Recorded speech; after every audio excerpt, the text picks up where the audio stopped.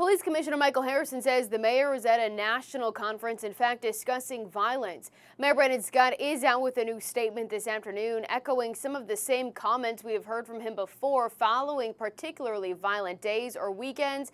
And experts say those same comments could be part of the problem.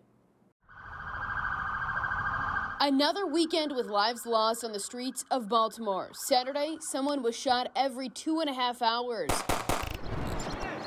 Meantime, City Hall sits silent. Police Commissioner Michael Harrison looking to the public for help. To our residents, we cannot ever do this without you. We always need the community to make our city safe. Despite the bloodshed spilling into the start of another week in the city, no news conference called condemning the violence, demanding an end to the carnage carving up communities. Instead, the mayor and commissioner out with a statement. Quote, "Public safety continues to be my top priority," the mayor says.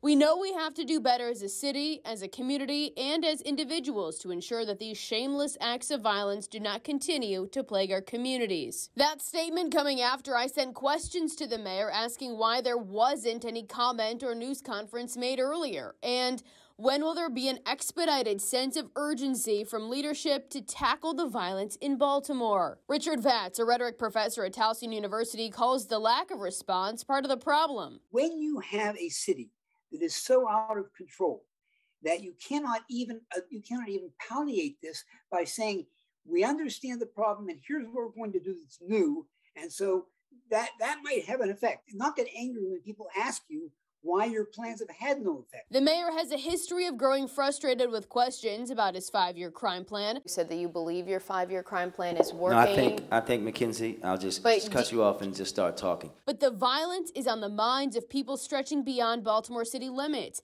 A Goucher College poll shows crime and public safety the #1 issue for Maryland voters right now. In other cities like New York, leadership calls a news conference to discuss violent incidents like over the weekend. Police observed a 38-year-old male Hispanic with a gunshot wound to his right forearm. But in Baltimore, communities are left wondering, when will their neighborhoods become safe once again? Questions that continue to remain unanswered.